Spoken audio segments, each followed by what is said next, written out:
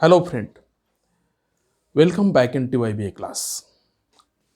केंद्र आणि राज्यांच्या कार्याचं जसं विभाजन करण्यात आलेलं आहे, हे कार्य जे असतात भारतीय अर्थव्यवस्थेच्या दृष्टिकोनातून किंवा भारत देशाच्या दृष्टिकोनातून केंद्र आणि राज्य सरकारांना अनेक कल्याणकारी कार्य करावे लागतात.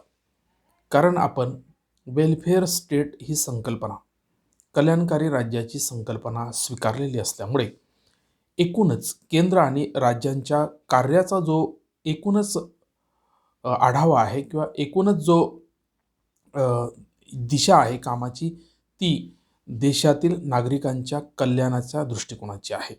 आणि म्हणून देशाच्या नागरिकांचं कल्याण कोणत्या मार्गाने साध्य होणार आहे, अशा प्रकारचे कामं केंद्र आणि राज्य सरकार सातत्याने करत असते किंवा त्या दृष्टिकोनातून आपली धोरणं बनवत असते. आणि म्हणून आपल्याला या विभागामध्ये किंवा या व्याख्यानामध्ये कोणती केंद्राची कामं आहेत आणि कोणती राज्यांची कामं आहेत याची माहिती घ्यायची आहे. तर प्रथम आपण केंद्र सरकार कोणती कामे करू शकतात, केंद्र सरकारची कोणती कार्य आहेत याचा अभ्यास करूया. केंद्र सरकारकडे देशाचं संरक्षण करण्याचं महत्त्वाचं काम असतं. कारण देशाच्या संरक्षणाच्या संदर्भामधली आपल्याला माहिती आहे की आपले 3 दल असतात. हवाई दल आहे, सीमा दल आहे, त्यानंतर स्थानिक स्थलसेना आहे, वायुसेना आहे, जलसेना आहे.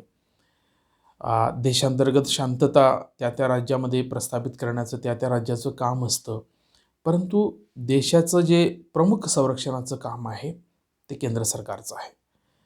त्यानंतर आंतरराष्ट्रीय व्यापार, इंटरनॅशनल ट्रेड, विदेशी चलनविषयक व्यवहार, त्यानंतर चलन निर्मिती आणि नियंत्रण, त्यानंतर विदेशी व्यवहार, हवाई आणि जहाज वाहतूक, त्यानंतर राष्ट्रीय महामार्ग, रेल्वे, पोस्ट व तार खाते, दूरसंचार आणि विदेशी भांडवल आगमन आणि निगमन यांचं नियंत्रण, त्यानंतर जनगणना, कायदे, राज्यांच्या कार्यांवर लक्ष ठेवणे व राज्यांचे हिशेब तपासणे इत्यादी महत्त्वाची जी कामं असतात ती केंद्र सरकारला करावी लागतात.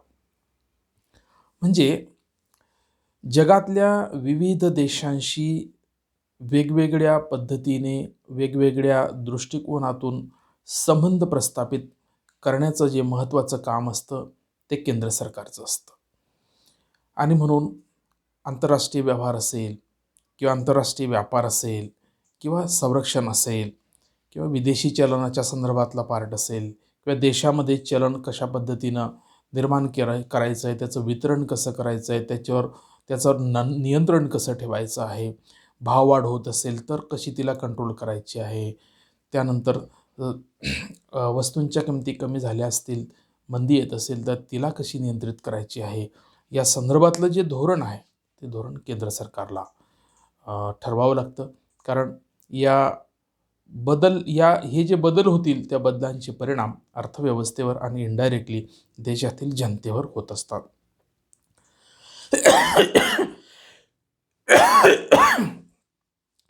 त्यानंतर राज्यांची कार्य कोणती असतात त्याबद्दलही आपण जाणून घेऊया. राज्यांकडे कृषी आणि जलसिंचन विकास करायचा असतो. शेतीचा आणि पाण्याचे जे स्रोत आहेत त्यांचा विकास करायचा असतो. त्यानंतर सार्वजनिक आरोग्य आणि स्वच्छता हा खूप महत्त्वाचा विषय राज्यांकडे आहे. कारण पब्लिक हेल्थ ही खूप महत्त्वाची अशी बाब राज्यांच्या अखत्यारीत येते. कारण लोकांच्या आरोग्याचा विषय आता कोरोना काळामध्ये आपल्याला दिसून आला आहे की आरोग्य व्यवस्थेवर किती मोठा ताण पडला आणि आरोग्य व्यवस्था ही कशी महत्त्वाची आहे, त्या संदर्भामध्ये कशा पद्धतीने आरोग्य व्यवस्थेचा विकास करणं गरजेचं आहे. अचानकपणे अशा रीतीने एखाद्या विषाणूजन्य संकट काळामध्ये आरोग्य यंत्रणा कशी सक्षम असली पाहिजे, ही गरज किंवा ही जी परिस्थिती आहे ती परिस्थिती आपल्याला लक्षात आलेली आहे. त्यानंतर अंतर्गत शांतता आणि सुव्यवस्था प्रस्थापित करण्याचं काम राज्यांकडे आहे.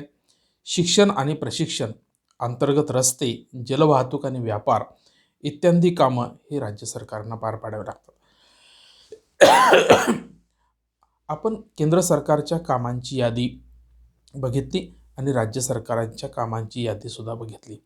या यादीवरून आपल्याला लक्षात येत असेल की केंद्राच्या कामांची यादी फार महत्त्वाची आहे, किंवा केंद्राची यादी ही राज्यांच्या यादीपेक्षा खूप मोठी आहे. आणि म्हणून केंद्राकडे पॉवर निर्माण होते, केंद्राकडे सत्ता केंद्रित होत असते. आणि म्हणून अशाच पद्धतीने घटनाकारांनी या व्यवस्थेची निर्मिती केलेली आहे की कार्याच्या विभाजनातून सुद्धा केंद्रावर राज्यांचं अवलंबन कसं राहील याची काळजी घेण्यात आलेली आहे. खूप महत्त्वाची जी कामं आहे ती केंद्राकडे देण्यात आली, आणि दुय्यम पण महत्त्वाचीच आहे अशा प्रकारची जी कामं आहे ती कामं राज्य सरकारकडे देण्यात आलेली आहे. आणि ती कामं पूर्ण करण्यासाठी केंद्र सरकार आणि राज्य सरकार यांना वित्तीय आयोगाच्या माध्यमातून ही कामं करण्यासाठी वित्तीय साधनसामुग्रीचं वाटप घटनात्मक तरतुदीप्रमाणे, किंवा ह्या जबाबदाऱ्या ज्या आहेत त्या जबाबदाऱ्या पूर्ण करण्यासाठी वित्त आयोगाची भूमिका महत्त्वाची मानली जाते.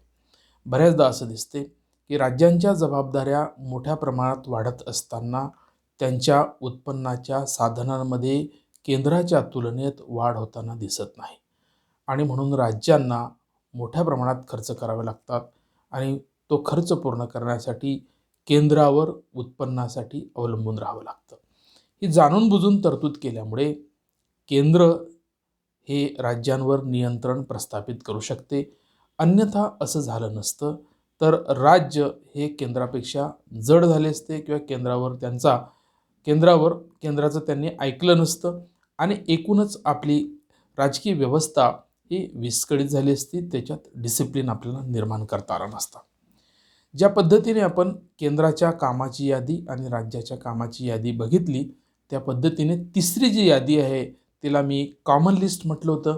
सामायिक यादी आहे, ज्यामध्ये काही विषय असे असतात की स्वतंत्ररित्या केंद्र सरकार त्यांना हँडल करू शकत नाही, किंवा राज्य सरकार स्वतंत्ररित्या ते पार पाडू शकत नाही, आणि म्हणून दोघांनाही एकत्रितरित्या येऊन त्या विषयावर काम करणं गरजेचं असतं. आणि म्हणून केंद्र आणि राज्य यांच्या संयुक्त जबाबदाऱ्या ज्या आहे त्या जबाबदाऱ्या सामायिक लिस्टमध्ये टाकलेल्या आहेत. आणि म्हणून सामायिक कामांची कोणती यादी आहे, किंवा सामायिक यादी कामांची कोणती आहे त्याबद्दलची आपण माहिती करून घेऊया. काही कार्य केंद्र सरकार आणि राज्य सरकार या दोघांना सामायिकरित्या करावी लागतात, हे मी आपल्याला सांगितलं. त्यामध्ये सामाजिक सुरक्षिततेच्या योजना, सोशल सिक्युरिटीच्या ज्या स्कीम असतात त्या स्कीम या कॉमन लिस्टचा पार्ट आहे. त्यानंतर सामूहिक विमा, त्याला ग्रुप इन्शुरन्स असं आपण म्हणतो. त्यानंतर अंतर्गत शांततेसाठी फौजदारी कायदे तयार करण्याची जबाबदारी केंद्राची आणि राज्याची संयुक्तरित्या आहे. त्यानंतर कामगार कल्याण, लेबर वेलफेअर या संदर्भातले सुद्धा कायदे दोघं पॉवर्सला मिळून करावे लागतात. त्यानंतर औद्योगिक शांतता, वस्तूंचा दर्जा नियंत्रण आणि किंमत पातळीचं नियंत्रण इत्यादी जी कामं आहे ही सुद्धा अत्यंत महत्त्वाची आहे. या कामांमध्ये जर दोघांनी मिळून काम केलं नाही तर त्याचे वाईट परिणाम अर्थव्यवस्थेवर आणि राजकीय व्यवस्थेवर पडू शकतात. आणि म्हणून ही कॉमन लिस्टमधील जी कामं आहे ही कॉमन लिस्टमधली कामंसुद्धा केंद्र आणि राज्य सरकार या दोघांना मिळून विविध महामंडळांच्या माध्यमातून म्हणा किंवा खात्यांच्या माध्यमातून म्हणा ही करावी लागतात. अशा रीतीने केंद्र सरकार आणि राज्य सरकार यांची कामांची यादी 3 भागांमध्ये आपण बघितली, जिला आपण सेंट्रल लिस्ट या नावाने बघितली, स्टेट लिस्ट या नावाने बघितली, आणि कॉमन लिस्ट या नावाने बघितलेली आहे.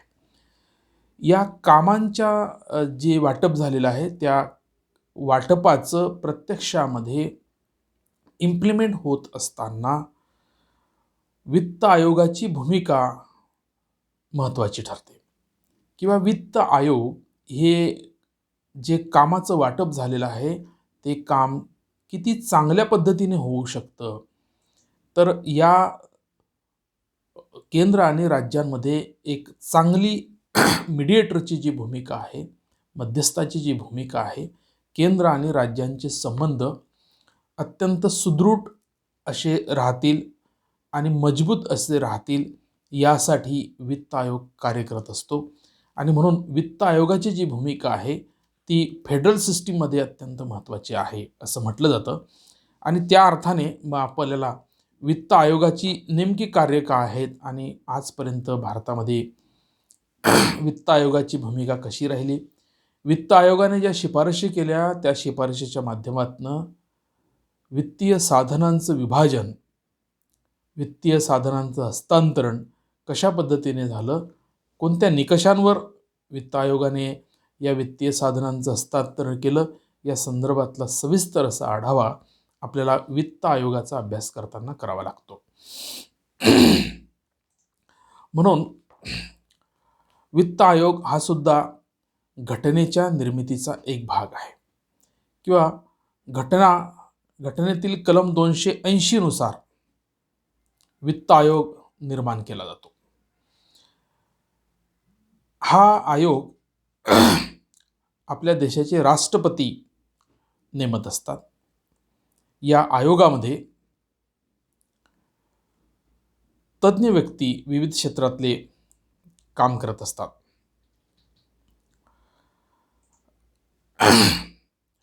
या वित्त आयोगामध्ये वेगवेगळ्या क्षेत्रातील तज्ज्ञ व्यक्ती असतात असं आपण बघितलं. या वित्त आयोगाचा एक अध्यक्ष असतो आणि काही सदस्य असतात. या वित्त आयोगाचा कालावधी हा 5 वर्षाचा असतो. 5 वर्षे पूर्ण होण्याच्या आधी नवीन वित्त आयोग स्थापन केला जातो. वित्त आयोगाकडे राष्ट्रपती साधारणपणे काही जबाबदाऱ्या टाकत असतात, सोपवत असतात. ह्या जबाबदाऱ्या प्रामुख्याने 3 प्रकारच्या असतात. वित्त आयोगाने नेमकं काय काम केलं पाहिजे या संदर्भामधले ढोबळमानाने काही निकष आहेत.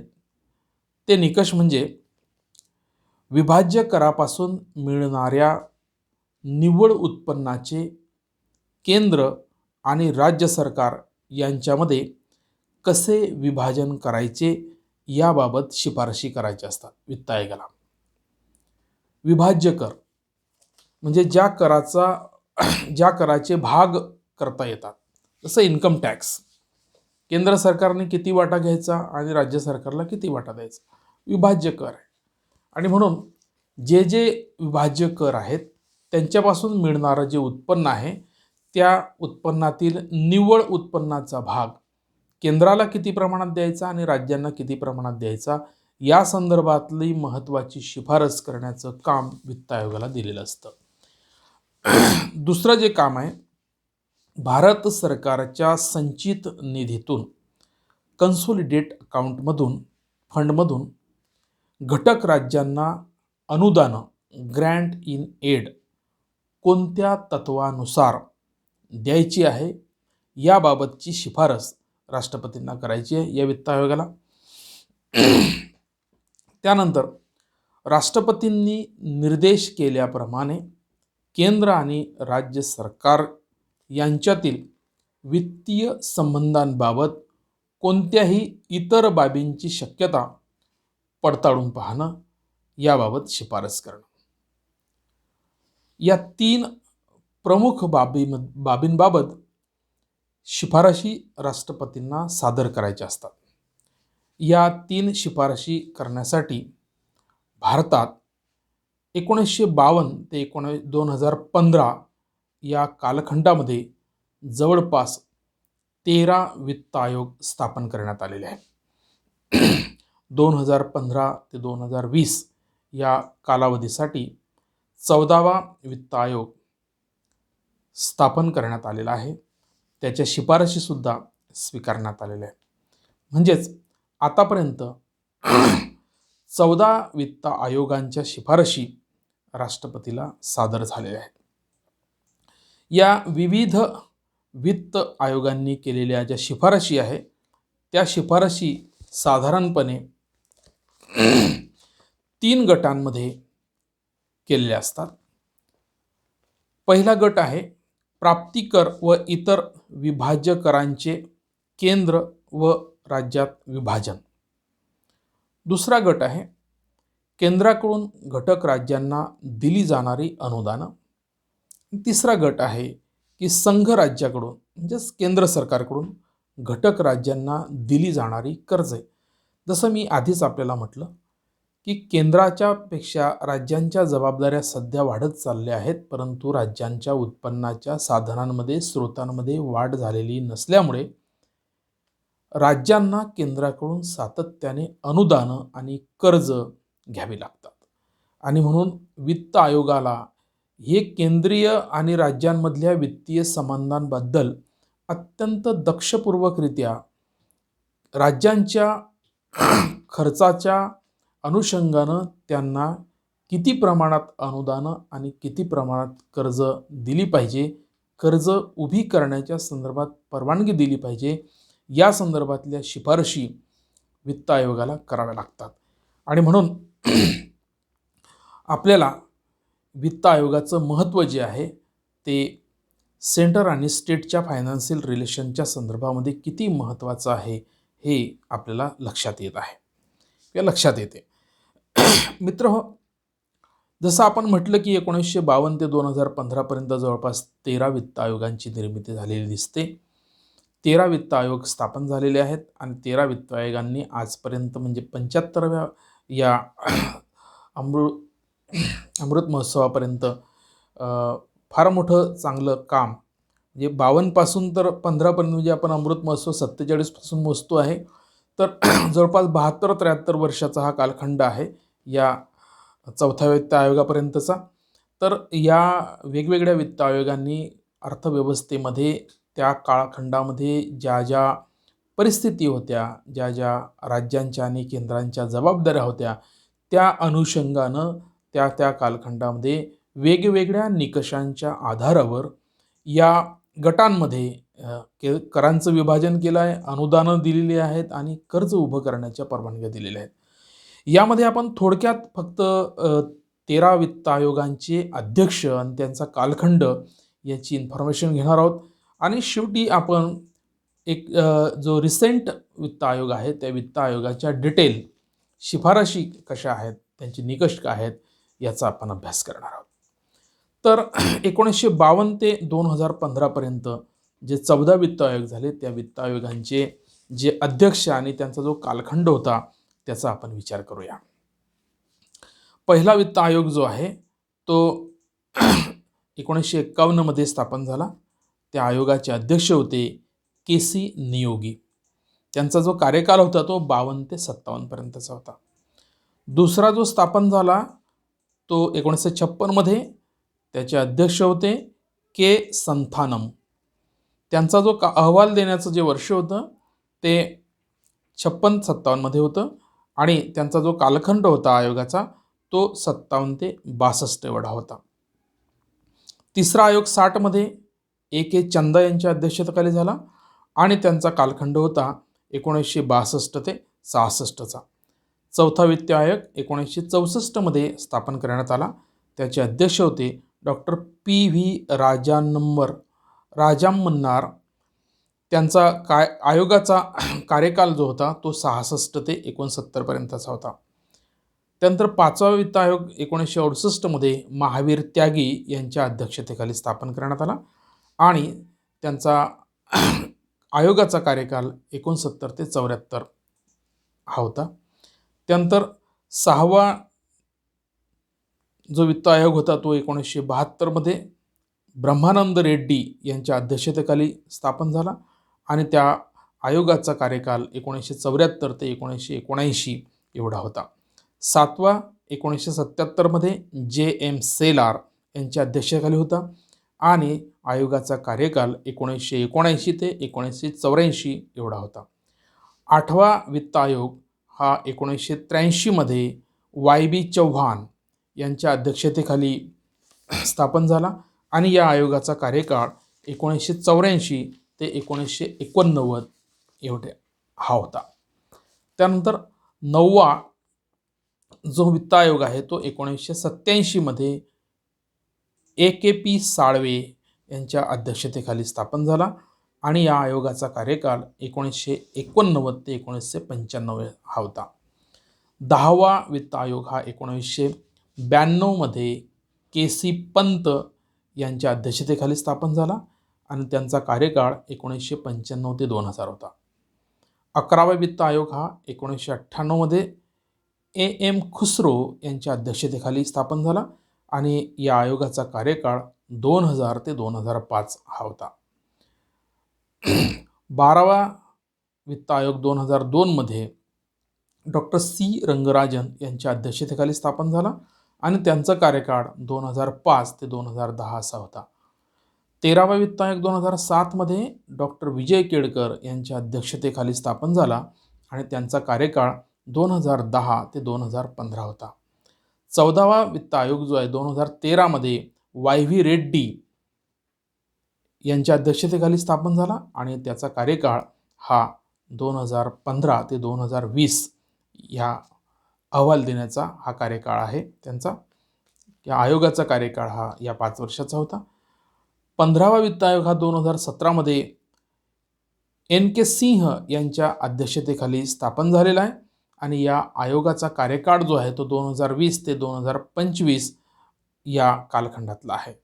तर मित्रहो, अशा रीतीने आपण जवळपास 15 वित्त आयोगांच्या कार्यकाळाच्या संदर्भामध्ये माहिती जाणून घेतलेली आहे आणि या प्रत्येक वित्त आयोगाचा जो अध्यक्ष आहे त्यांचं नाव, त्या आयोगाचा जो कालखंड आहे त्या कालखंडाच्या बद्दलची सुद्धा आपण सविस्तर अशी माहिती जाणून घेतली आहे. मला माहिती आहे की नक्कीच आपल्याला या वित्त आयोगांचे अध्यक्ष, त्यांचे कालखंड, त्यांचे काम करण्याच्या पद्धती, त्यांच्या काम करण्याची जी चौकट आहे ती चौकट आणि केंद्र आणि राज्य सरकारच्या अखत्यारीतील कर आणि केंद्र आणि राज्य सरकारांची जी कार्य आहेत, काम आहेत, त्या कामांची यादी, सामायिक यादी याबद्दलची माहिती आपल्याला आपल्या सामान्य ज्ञानामध्ये निश्चितच भर घालणारी आहे. ही माहिती आपल्याला अनेक प्रकारच्या परीक्षांमध्ये, स्पर्धा परीक्षांमध्ये सुद्धा कामाला येऊ शकते. यानंतर आपण पुढच्या व्याख्यानामध्ये वित्त आयोगाच्या शिफारशी नेमक्या कोणत्या आहेत आणि वित्त आयोगाने आपल्या शिफारशींमध्ये विभाज्य कराचा वाटा कोणत्या राज्याला कोणत्या निकषाच्या आधारावर किती प्रमाणात दिलेला आहे, तसेच राज्यांना अनुदानं किती प्रमाणात कोणत्या निकषावर दिलेली आहे आणि त्यानंतर राज्यांना कर्ज किती प्रमाणात कोणत्या निकषावर दिलं गेलं आहे याची सविस्तर माहिती पुढच्या व्याख्यानामध्ये आपण घेणार आहोत. तोपर्यंत आपण पुढच्या व्याख्यानाची वाट बघणार आहोत. थँक्यू.